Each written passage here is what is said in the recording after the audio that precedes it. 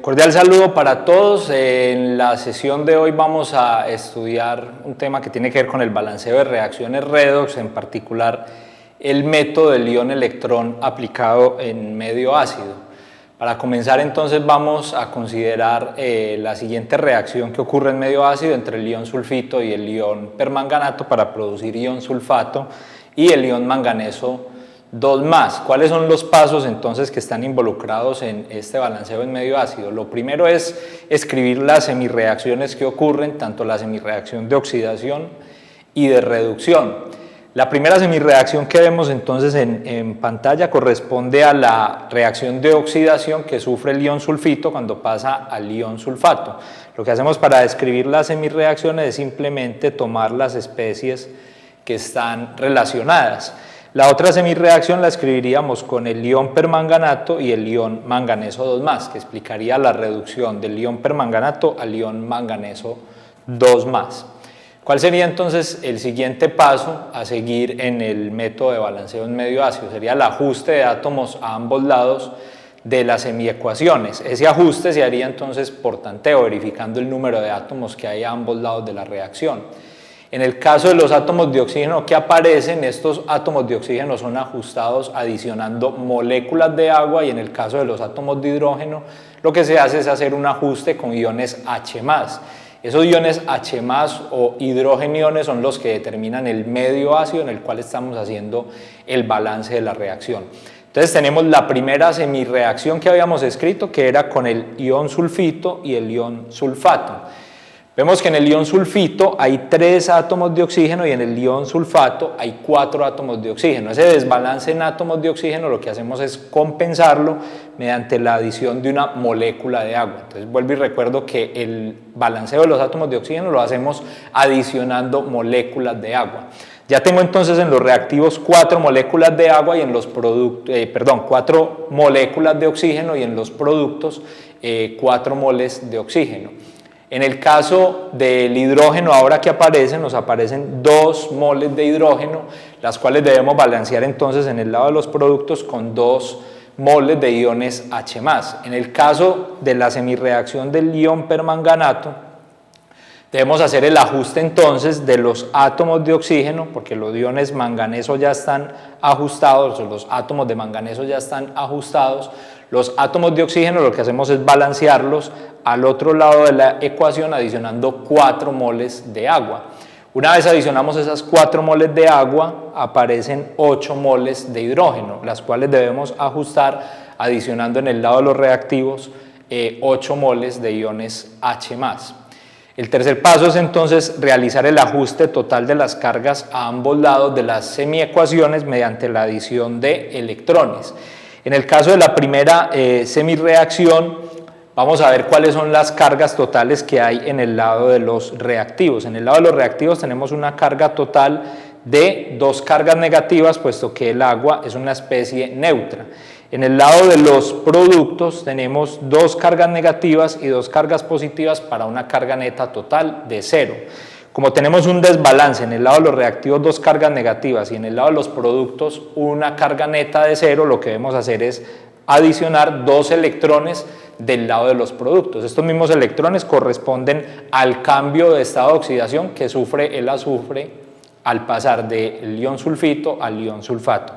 En el caso del ion permanganato, lo que debemos hacer entonces es, mediante el ajuste de cargas, tenemos una carga negativa y 8 cargas positivas para un total de 7 cargas positivas en los reactivos, y en el caso de los productos tenemos solamente 2 cargas positivas. Tenemos un desbalance de 7 cargas positivas en los reactivos y 2 cargas positivas en los productos. Para poder balancear la reacción en términos de cargas, lo que hacemos es adicionar 5 electrones del lado de los reactivos. Así entonces vamos a tener la reacción totalmente balanceada en términos de carga. ¿Cuál es entonces el siguiente paso a seguir? Es el igualar el número de electrones que se transfieren en la reacción. Para el caso del ion sulfito, lo que hacemos es, tenemos en total 2 electrones que se pierden, y en el caso del ion permanganato 5 electrones que se ganan. para poder compensar que el número de átomos o el número de electrones que se ganan o que se pierden sean exactamente iguales, debemos multiplicar cada una de las semiecuaciones por un coeficiente tal que me permita igualar este número de electrones.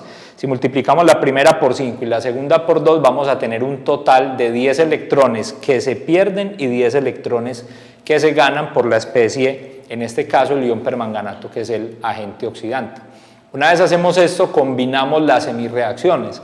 Combinar las semirreacciones no es más que sumarlas. Ya tenemos la semirreacción totalmente multiplicada ahora por el valor que definimos multiplicar para igualar el número de electrones, y encontramos entonces que los electrones, ahora el número de electrones se cancelan. Procedemos entonces a sumar la reacción, obteniendo entonces una ecuación en forma iónica neta.